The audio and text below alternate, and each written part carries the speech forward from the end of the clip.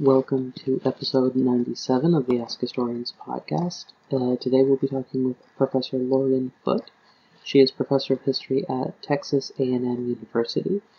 She is the author of books such as The Gentleman and the Roughs, Violence, Honor, and Manhood in the Union Army. She has also written The Yankee Plague, Escaped Union Prisoners and the Collapse of the Confederacy. In today's episode, we'll be discussing both captured Union soldiers in the South during the Civil War and how 19th century concepts of honor and manhood played important roles in how they were treated and how they behaved, as well as dipping into how this system broke down towards the end of the Civil War. So, without further ado, let's get on with the show.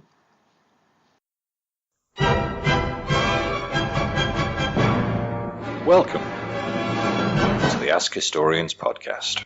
Welcome to the Ask Historians podcast. My name is Andres Perdiera, and today I'm here with Professor Lorien Foote. She is professor at Texas A&M University, and today we're going to talk about escaped Union prisoners of war during the Civil War.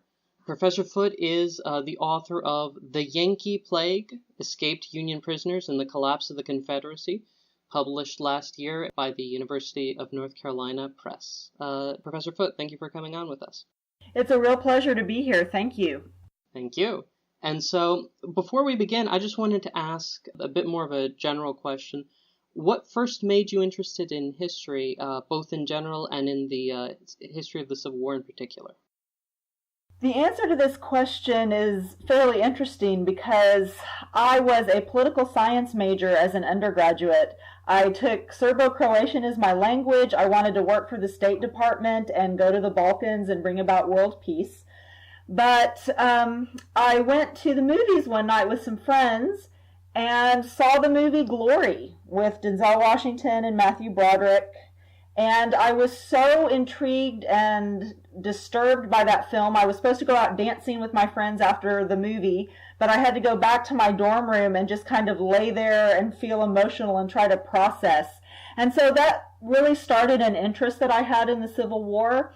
And for some other reasons, I ended up not pursuing that career with the State Department, and I decided to become a teacher, and I went back to Oklahoma, which is where I was originally from, and I was taking classes to get certified to teach high school, and I had to pick up some graduate level history classes along the way, and those history classes just resonated with me the way that film Glory had resonated with me, and I realized that I wanted to be a historian. That's great. It's great to see that the way that and sometimes like a popular reimaginings of history can just inspire people. Yeah, that's why I'm a historian who I don't mind if Hollywood films can be a little inaccurate, because sometimes what they can do is inspire the viewer to be intrigued by what they're about and then go off on their own to find out more about it, and then you end up learning history that way. Exactly. So before we jump in, I've seen a lot online in reviews of your work that you're often described as doing social history. Would you consider that an accurate description? And how would listeners differentiate what you do from pure military history or political history? I understand why some reviewers think of me as combining military and social history, even though I think of myself as combining military and cultural history. And what I mean by cultural history is I'm interested in exploring how people and groups assign meaning and structure a worldview, and then how that impacts military institutions and the implementation of war. And I think some people would say social historian because I look at different social groups, but I do so with the interest of understanding how they see the world and then how that affects their actions. So I consider myself a cultural historian.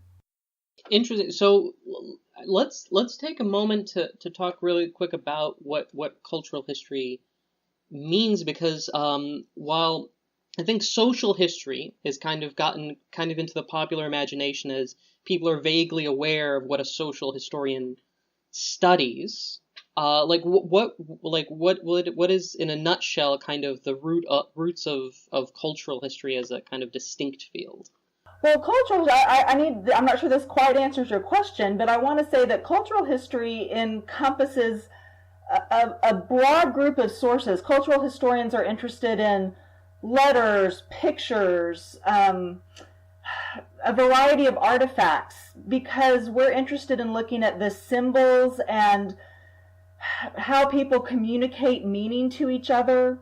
So we have a broad array of sources that we use to do cultural history. And so to me, that's the way I want to communicate it to people, is thinking about what kind of pieces of art, letters, conversations do cultures produce, and what does that tell us about how they view the world? So I'll give you an example using military history. So in all military institutions, they do court-martials. And we can use those to simply look at what men are being charged with, what discipline problems are in the unit, but we can also use those to look at how those institutions, what their values were, what they thought the world was about, and look at a whole different layer of meaning for what court-martials can tell us. Interesting. And out of curiosity, would you keep using the term symbols, is it by chance related to kind of like semiotics, or? Yes. I think that's fair to say. And from what you've said, it sounds like there's also a lot of overlap between these fields, that they don't sound like fields that are entirely like distinct from each other, but rather that you kind of combine multiple disciplines in your work.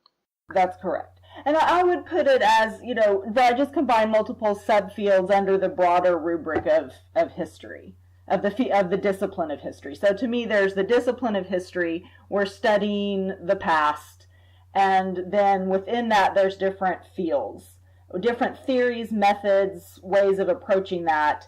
And I try to combine, several different fields when I study a particular event or topic. And I want to throw in here, I think a lot of people could give you a much more sophisticated answer about what cultural history is and its roots than I could. I came to it late. I didn't really receive particularly training in that when I was in graduate school. I guess it just emerged as a product of the kind of questions that I was asking, the sources that I was looking at. And then I came to realize that what I was doing was cultural history. An empirical approach. Yes. So I wasn't trained. There are theories of how to do cultural history that have a history.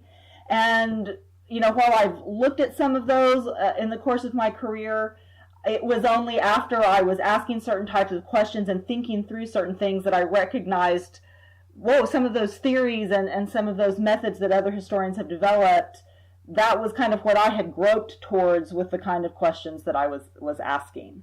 I didn't go into the projects with a particular theory. I had a method that I used of how I approached evidence, but I wasn't consciously thinking, okay, I'm going to apply cultural theory to this project. That definitely makes sense. I actually I've had similar experiences where, for example, one of the enigmas for my thesis was solved because someone from a contemporary novel answered the question of what a certain term meant.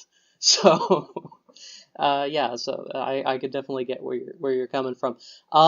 So since in terms of prisoners of war, how did taking prisoners of war work during the Civil War, specifically for the side of the Confederacy? Where were they taken? Where were they taken to? And what kind of rights did they have? This changed over the course of the war. When the war begins, both sides assume that the practices that had developed during the War of 1812 with the British would sort of continue. And this is where, when a side captures prisoners, you give those prisoners a parole, which is a promise that they will not take up arms or do duty until they are exchanged. And so with a parole, the soldiers would be returned to their own side, and they would go home or they would go to a holding camp until both sides negotiated an agreement where they exchanged prisoners. And usually you exchanged rank for rank, but you could also exchange, depending on what the negotiation was, 20 privates for one colonel, or something like that. So at the beginning of the war, Lincoln, he didn't want to negotiate a general agreement with the Confederacy because he thought that might give the Confederacy legitimacy. And, he doesn't want to recognize the Confederacy as a separate combatant. So initially, commanders in the field, on the battlefield, would parole prisoners and then negotiate a special exchange. But eventually this became problematic, so Lincoln agreed to allow people to negotiate a general agreement. So in July 1864, the Union and the Confederacy signed an agreement for an exchange of prisoners where prisoners would be paroled, and then there would be a general exchange. But this system very quickly breaks down. And it breaks down for several reasons. First of all, Jefferson Davis is very angry because at the same time that this cartel is signed, the Union Army also begins implementing orders in specific campaigns that authorize the arrest of civilians, living off the land, and Jefferson Davis views a lot of these as violating the laws of war. And so what Davis does is he orders that officers from some of these armies, when they are captured, are to be treated as felons and not prisoners of war. And so this initial attempt by the Confederacy to use officers to negotiate what the war should look like, that starts the process. And then also, of course, the Confederacy does not want to recognize African-American soldiers enlisted in the Union Army as prisoners of war. They think that they are servile insurrectionists, and they want to either turn them over to southern states to be tried and executed as felons, or they want to return them to slavery. So those two particularly big issues, among others, leads to a breakdown of the exchange process. And so by 1863, there's also a big question about whether the Confederacy is returning prisoners back into battle before they are formally exchanged. With all of these issues going on, the exchange system breaks down. The Union starts refusing to return officers and then other prisoners, and eventually exchange breaks down. So at that point, prisoners are sent to prison camps behind the lines, and we get an accumulation of prisoners in these prison camps. And here is where we have about a year period where men are incarcerated in very close living quarters, overcrowded prison conditions, because neither side expected to have prison camps. They were supposed to be parole and exchange. And so they weren't prepared for this breakdown and for this huge numbers of prisoners to accumulate. Right. Out of curiosity, because of the scale of the American Civil War, maybe this is a new phenomenon.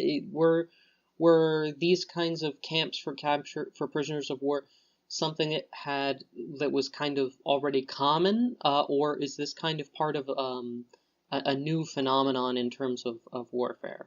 It's an emerging phenomenon. So there were prison camps in the American Revolution. The British held prisoners on prison ships. The Americans held captured German prisoners in some prison camps in Pennsylvania, for example.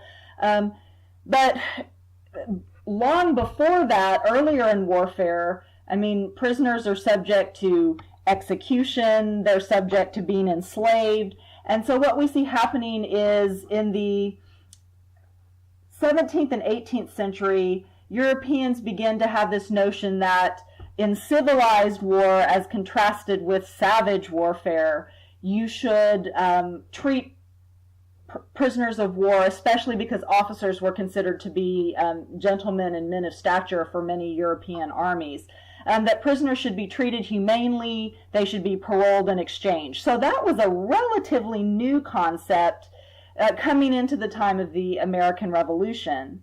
And then it begins to evolve even further that how you treat prisoners of war, which should be humanely, is part of what allows your nation to be recognized as one of the civilized nations. So I think that's why there's so much acrimony between the Union and the Confederacy about how poorly they believe that each of them is treating each other's prisoners, because to treat prisoners inhumanely, to treat men who are in your hands inhumanely, is a reflection on your honor as a nation trying to claim a place in the civilized world.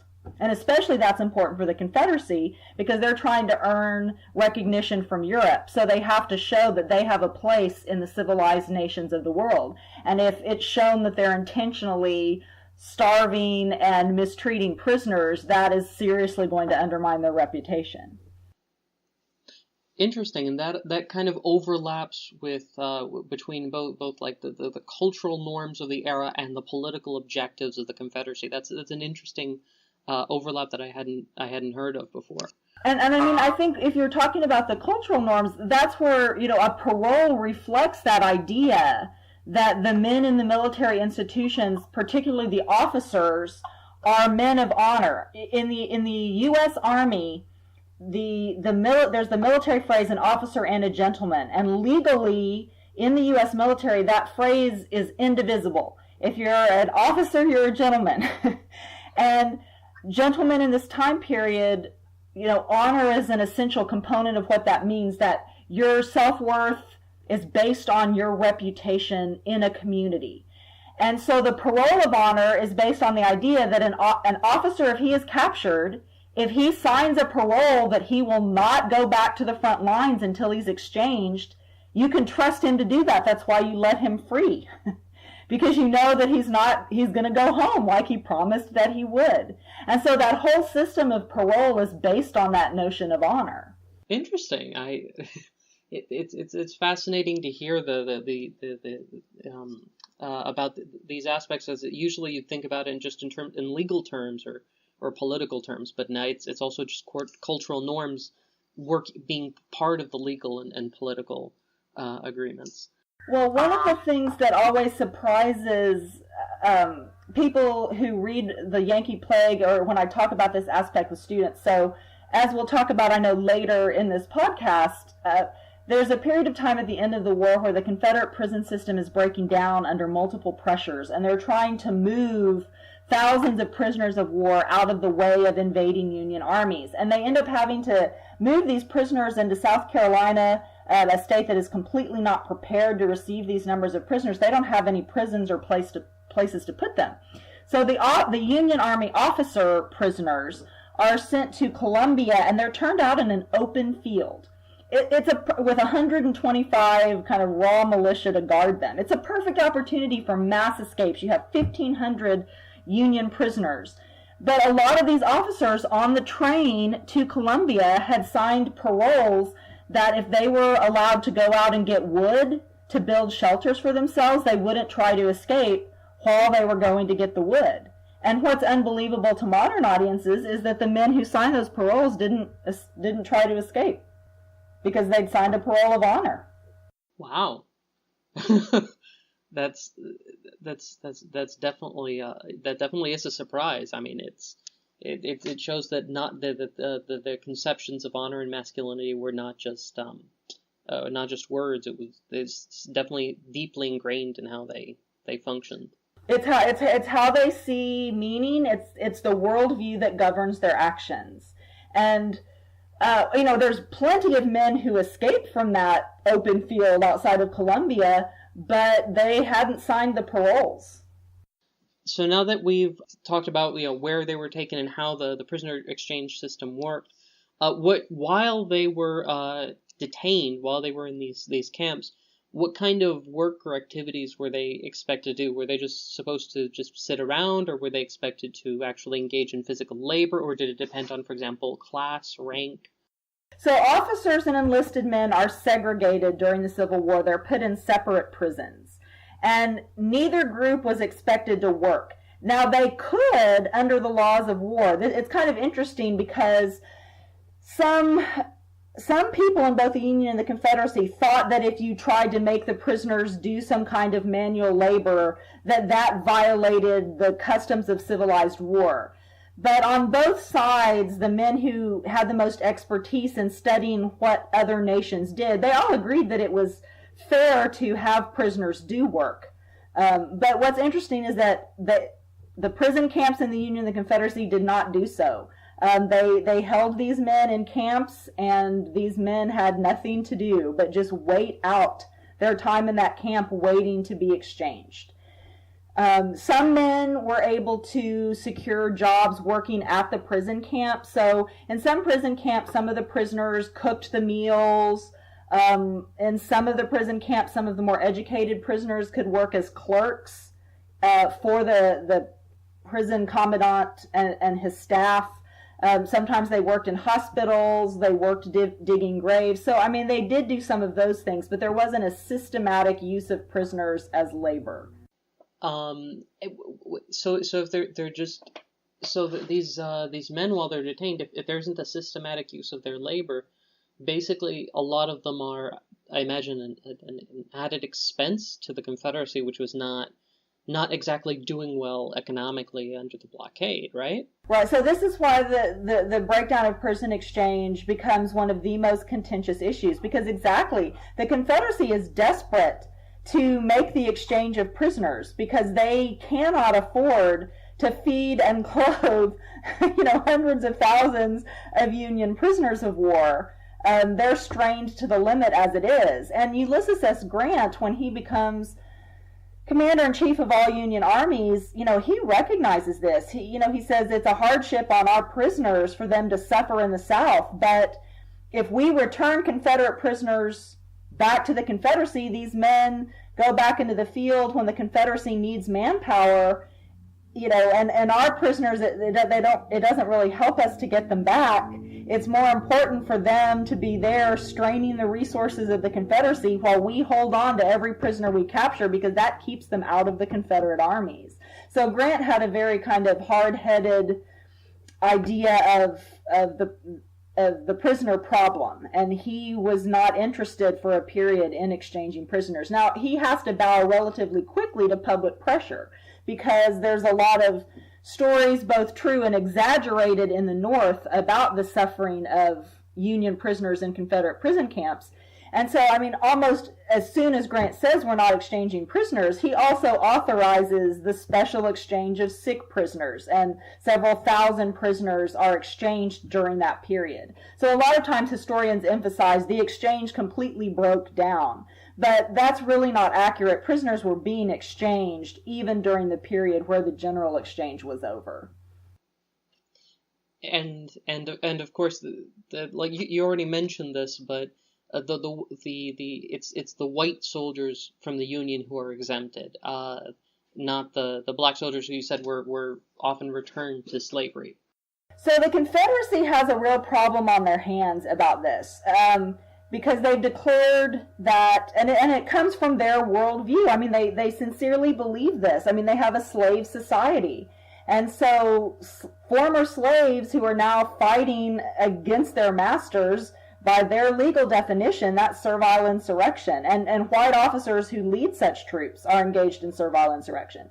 So when the Davis administration, announces this policy that we're going to treat white officers and black soldiers as these insurrectionists, as felons, but it actually creates a huge logistical problem for them, because they want to turn these captured black soldiers over to state governments for trial. But the state governments don't want them. That's a huge problem for state governments, to try to conduct trials of, potentially thousands of men.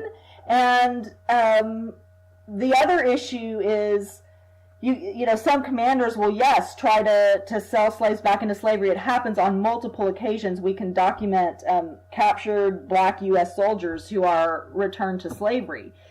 But the Confederacy, the Davis administration, really decides that its preferred policy is just not to be burdened with those prisoners. So the Confederate Secretary of War is very blunt, and he writes one commander, we just don't want to be bothered with such prisoners, which is basically sanctioning massacring black soldiers who surrender. So while some would be sent back into slavery, they would just kill others. Yes, so there's multiple documented cases of Confederate soldiers not accepting the surrender of black troops and killing them while they're trying to surrender. And often this happens, because a lot of Confederate soldiers, they're just enraged at the sight of black men in uniform. It overturns everything that they believe in, everything they believe about the social order. But this is inconsistent. I mean, it's also the case that Confederate commanders and Confederate soldiers capture black troops. And that's what puts the Confederate administration, the Davis administration, into such a bind on numerous occasions, is that they have these black soldiers that they don't really have an effective method of dealing with, because in cases where they try to turn them over, there are cases in both South Carolina and Virginia where captured black U.S. soldiers who are turned over to the state for trial either never come to trial or are basically the states. The courts say, look, we don't actually have jurisdiction over this. State courts don't have jurisdiction over captured enemy prisoners. And in essence, they are acknowledging that black soldiers are prisoners of war. And so then they return them back to the Confederacy. So it's really a problem for the Davis administration. And there's no consistent policy that really emerges, because there are some African American soldiers that end up in prison camps. There were black soldiers in Andersonville and Florence. There were some who were sold back into slavery. There were some who were massacred on the battlefield. It's very inconsistent. Interesting. It's interesting to see this inconsistent but seemingly multiple tiered system depending on race as well. As I mentioned at the beginning of the podcast, you have a book out about the escaped prisoners of war during this period. So, could you talk a bit about that? How these camps seemingly broke down, or how these prisoners started to flee? So what happens is the Confederacy in 1864 has moved prisoners out of Virginia because of Grant's offensives against Richmond.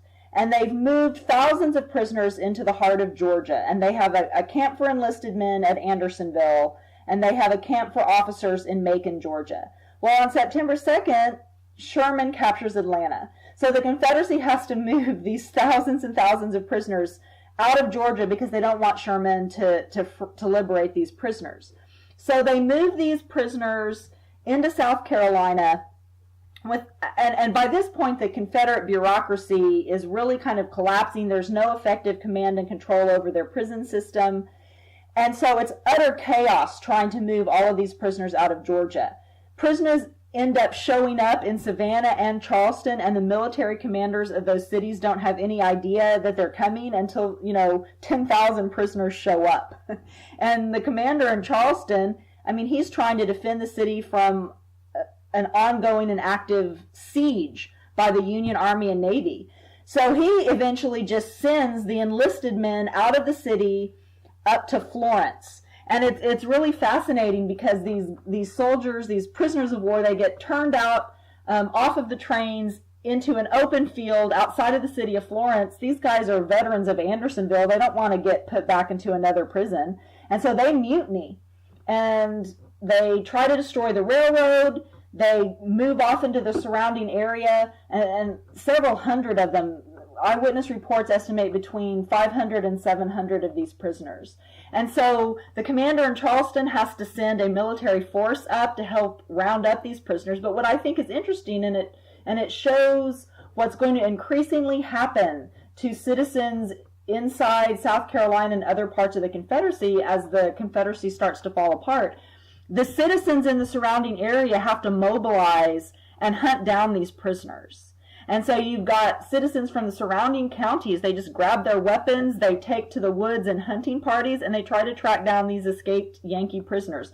And some of the citizens in South Carolina, they track these escaped prisoners as far as North Carolina and go into North Carolina and bring them back. And then a similar thing happens with the officers.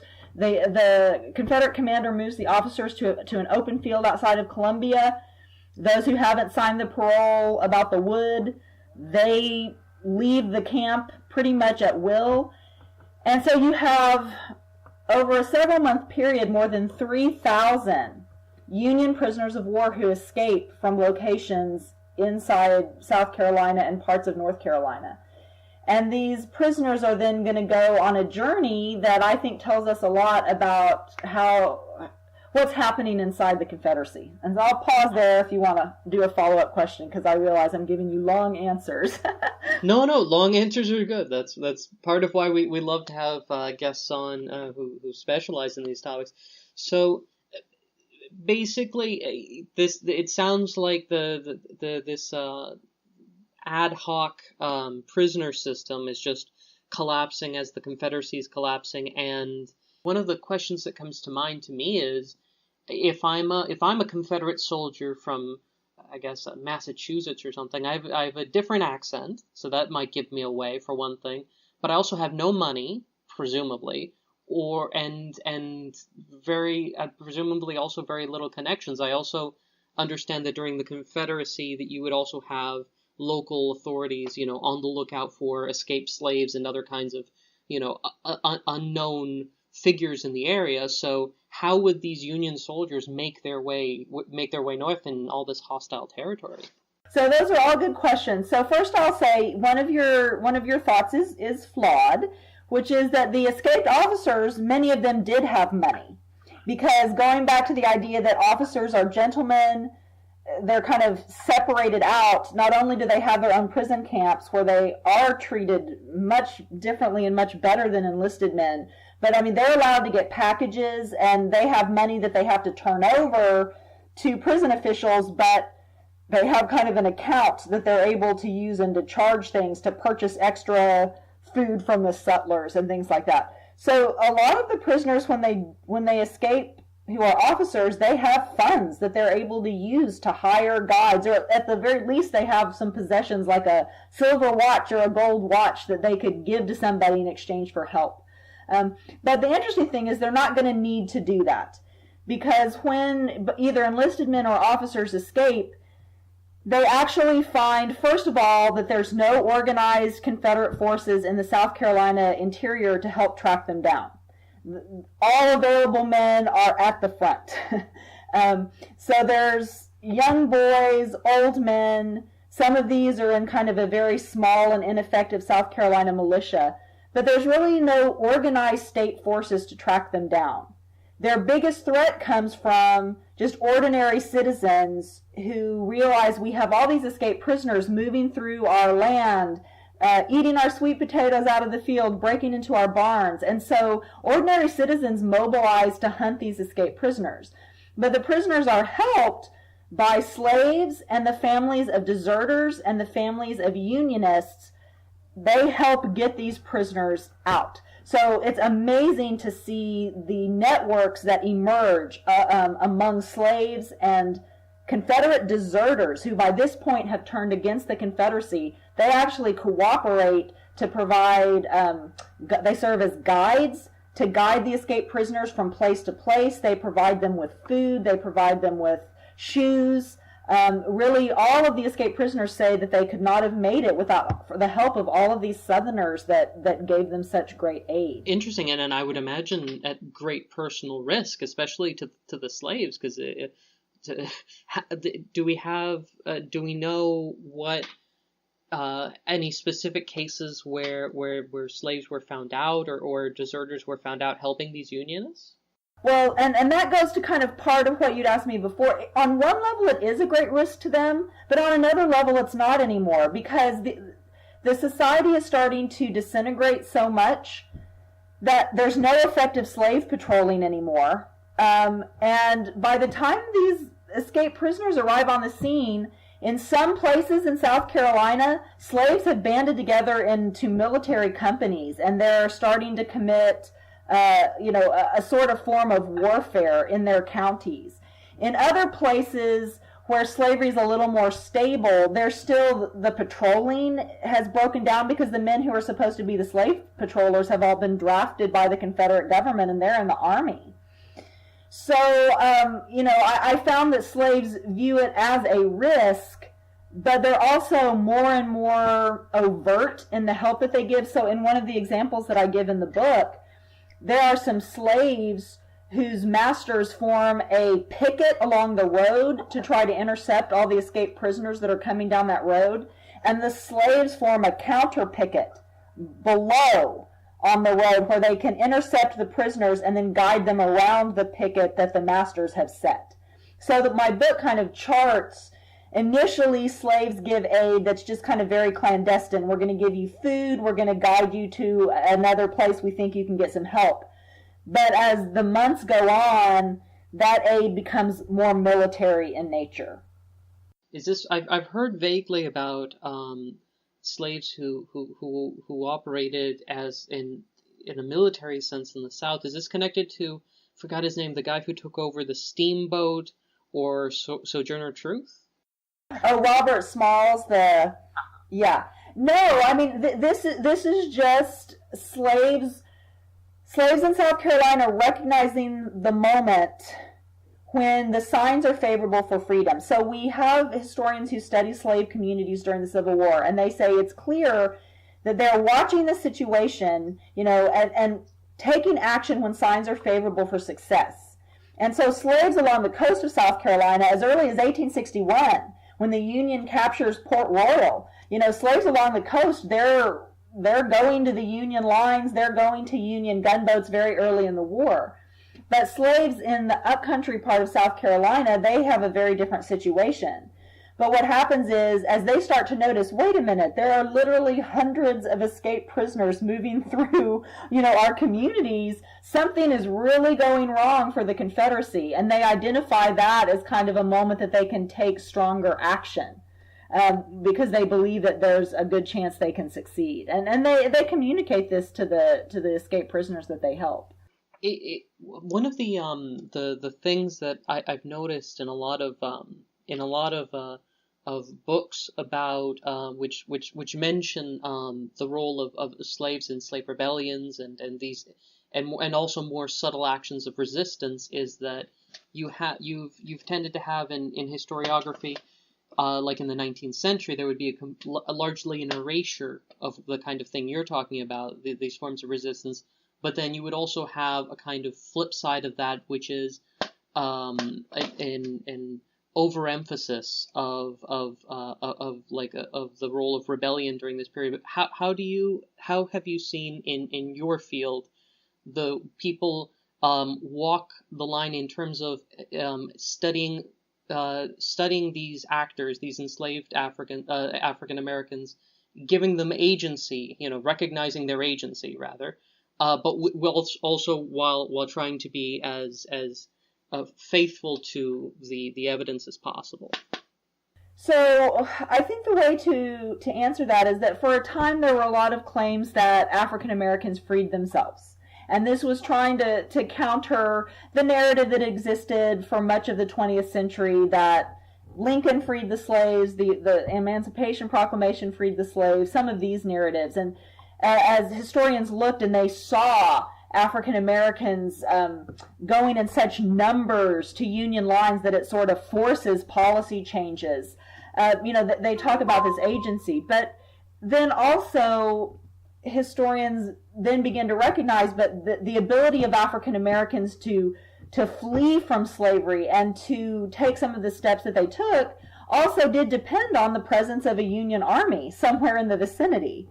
And so I think now we've come to what I think is a really good way of looking at it, which is there's really an emphasis on the interaction between the agency of slaves, the agency of people in the Union Army, the actions of the Lincoln administration and Republicans in Congress. All of these work together to bring about a process of emancipation, and they all needed to act. And I think some of the best scholarship now really focuses on the interaction between African Americans and the Union Army, because that shows us a lot about how that process of emancipation worked. Interesting. And would you'd say that that's more? When would you say that the current paradigm of interpretation came about in the last 30 years, 20 years, 40 years? Oh, I would. Well, the interpretation of African Americans freeing themselves, you could say that started kind of in the 50s with a wonderful historian who, because it's Sunday, I'm going to blank on his name. He's a wonderful African American historian who wrote a book called The Negro in the Civil War, and a lot of what later scholars do, he lays out in this book, and of course he even draws from the work of W.B. Du Bois. But so that position is kind of made in the 50s, and then it's expanded in the 60s and 70s, and then I think the scholarship kind of starting more in the late 80s and 90s that really emphasizes the interaction between slaves and the Union Army. Right. And the author, I think, is The Negro in the Civil War by Benjamin Arthur Quarles. Thank you so much. Yes. And to go to your other point, how are these these other figures who helped out the Union soldiers, the deserters and these and people who just simply no longer sympathized with the Confederacy, how are they? I imagine they're also based on that same breakdown of the Confederacy no longer as worried about reprisal. But if they were, so basically they've returned to their farms, their original properties, and.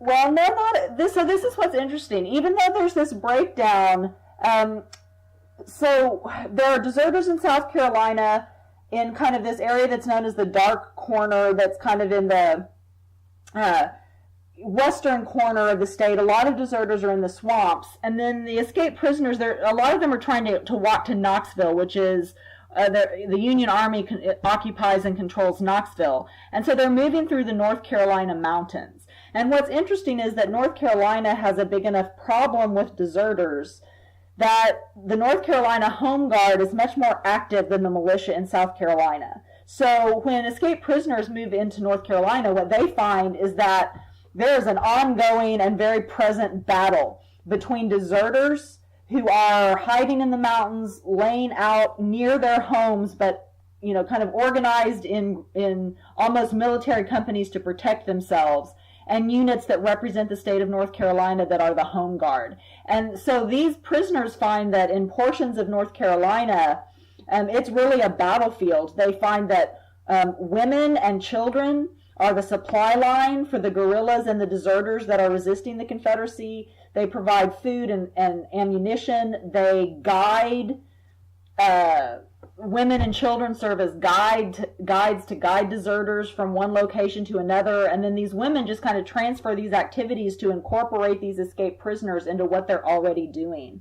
So it's really a battle zone in portions of North Carolina and even in South Carolina, because even if the militia is not a strong presence, the men who are at home, they're armed and they're trying to suppress and defend themselves from these deserters. So the escaped prisoners really find that they've come into a battle zone. And what I think is interesting, one of the things that I talk about in the book, a lot of scholars, they look at Confederate deserters and they say we can't say whether these men are really loyal to the Confederacy or disloyal, because their families are in incredible economic crisis. There's so many economic problems at home that a lot of Confederate deserters, they just had to choose the welfare of their family over the Confederacy temporarily, but they really did want the Confederacy to win. But I found that the scale of escaped prisoners, when you consider how many of them there were, the thousands of them, and that these deserter families, gave the shoes off their feet to these Union escaped prisoners to enable them to go over the mountains and get back to Knoxville so that they could return to the Army and fight. They fed these escaped prisoners. They formed bands with them. That's actively aiding Union soldiers. And to me, that goes beyond, well, they were still loyal to the Confederacy, but they were just more loyal to their family. It is clear that these deserters that helped Union prisoners, they no longer want the Confederacy to win. They want the Confederacy to be defeated. That's a great point. One last question on these deserters. I remember reading Eric Foner's history of the Reconstruction, and at one point he mentions how I think it was Foner who that like a lot of the Confederacy had kind of a shaky basis in a lot of areas because you especially between those who were small proprietors who sometimes lived, for example, in the mountainous areas of the state versus large plantation owners versus merchants and the like. So it sounds like a kind of a brittle class alliance in terms of support for the Confederacy to begin with, and it sounds like this sounds like to me that that class alliance is kind of breaking down as well. Yeah, there's a class element to it. There's a regional element to it. And I think then there's also the element that the Confederacy, by the fall of 1864 in the Carolinas, the Confederacy now represents a government that is conscripting men, impressing supplies. I mean, Confederate agents are coming through with wagons, taking food. And even though there are welfare efforts by South and North Carolina to take care of families, I think by this point you also have the fact that the Confederacy is just the financial, economic, and social strain of the war itself has undermined loyalty among some people as well. So there's long-standing causes for it, and then there's also, short-term causes for some of the people within the Confederacy to turn against it. So once once these Union prisoners have escaped from the Confederacy, did it? Once they've gotten through North Carolina and these other states where they're very actively hunting them down, what is there a kind of easy transition back into the army? Is there kind of organized effort to put them back on the front lines, or? So most of them, by the time they actually get to Union lines, if they go to Knoxville, their health is completely broken down. It is not a small thing to try to walk the Appalachian Mountains in winter, and so many of them are not able to return to their units because they're too sick. They had adrenaline and fear, and the desire to get home keeping them going during the escape, and then once they reach their destination, they collapse. Some of them do make it back to their units and are actually present with their units at the very end of the war, but some of the others are not able to do that.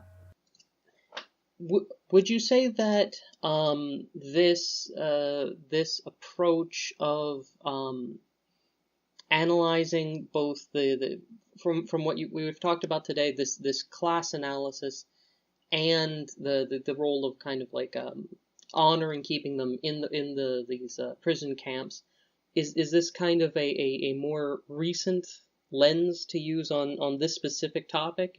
Are you the first to use it, or? You mean honor with? No, I'm not the first to use class as a lens to look at what's happening inside the Confederacy, and I don't even really emphasize class in the book so much, but certainly there's a long-standing literature, going back to the 1920s. There were historians that said the Confederacy's class issues really undermined the ability of the Confederate government to succeed in its project. But what is kind of unique in my contribution is that I argue that Northern soldiers were governed by honor as well as Southern soldiers, and that was fairly new. When I talked about that in my book, The Gentleman and the Refs, I really made a kind of a new case that honor was still very important for many Northern men, not all of them, in how they conceived of their manhood. And this approach of focusing on their honor. So what you're saying is that it was already something that had been used on the Confederacy a lot, but not so much applied to Union soldiers. Okay. Perfect. So I think that our listeners have a pretty good idea of this phenomena, at least an introductory idea. better stated. And I would definitely encourage listeners to check out the Yankee Plague. It sounds like a very fascinating take on this topic, which I actually had no idea that there was this this entire problem facing captured Union prisoners, much less the complexities and ways in which honor and class and other issues all played into it. Before we go, I just wanted to ask two final questions.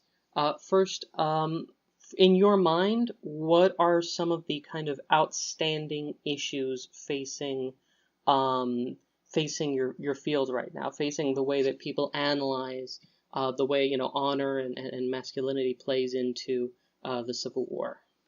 One of the things that I think is most important, and of course I think this because it's part of what I'm working on in my next book, which is why I'm working on it. There's a couple other scholars who are working on this as well, but we don't really have a solid understanding of how the concept of civilized warfare guided what actually happened during the war. So, I mean, every historian will acknowledge you can't read a document from the Civil War without, whether it's citizens, whether it's a soldier, whether it's a commanding general, whether it's Jefferson Davis, without seeing the words civilized, civilization, barbaric, savage, repeatedly used. Newspapers use this kind of language. So we all know, hey, it's very important that both sides believed that they needed to fight a civilized war. Both sides accused the other of being savage and used that accusation to justify policies. But we've never actually sat down and seriously investigated, well, what do they mean by civilized? What does that mean to them? And how does that worldview of civilization then impact the way the war is conducted? So my friend and colleague, Aaron Sheehan Dean, who is at Louisiana State University, he's just written a manuscript that looks at this very question, and it's a very important question. Other scholars have touched on this, but we need a more systematic examination of that. And what I think is particularly important about this is prisoners of war play a key role in this, because the Union and the Confederacy, they're going to use retaliation against prisoners of war as a way of trying to get the other side to agree to their notion of what civilized war looks like. If you continue this uncivilized practice, we're going to execute these prisoners of war in retaliation. And there's this negotiation that goes on between the Union and the Confederacy using prisoners. This is not a story that's well known, and I think it's a story that brings together cultural history and military history in a way that's necessary for us to understand how the war is actually fought and why it's fought that way. And finally, what are some of the great, in your mind, some of the great triumphs of scholarship in your field in recent years? The things that you've been really happy to see flourishing and being brought to the fore.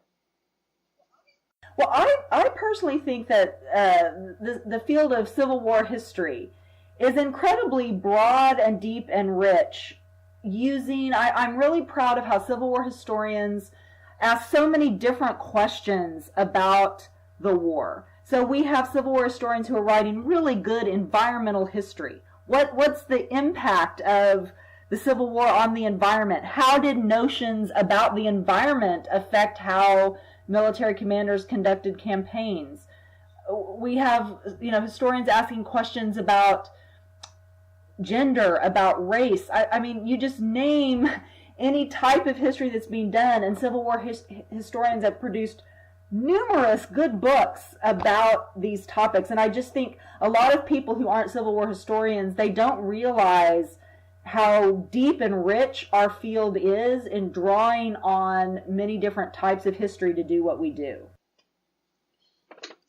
And I think that that's a very valid and very important point, that the Civil War history is not just military history. There's also a lot of subfields which also, of course, overlap with the military history, and which really, hopefully, today's conversation has encouraged more listeners to check out, including, of course, your book. Professor Foote, thanks again for coming on with us, and I look forward to your upcoming book. All right. Well, thank you so much. I'm really happy that I had the opportunity to speak with you, and I really enjoyed this conversation. I really enjoyed it too. Thanks again. You've been listening to the Ask Historians podcast. For more history like this, visit us at reddit.com/r/AskHistorians and ask over 100 historians and enthusiasts anything you wanted to know in history. Find us on Twitter as @AskHistorians and subscribe to the show on iTunes. Or visit askhistorians.libsyn.com. Thank you very much for listening, and join us next time on the Ask Historians podcast.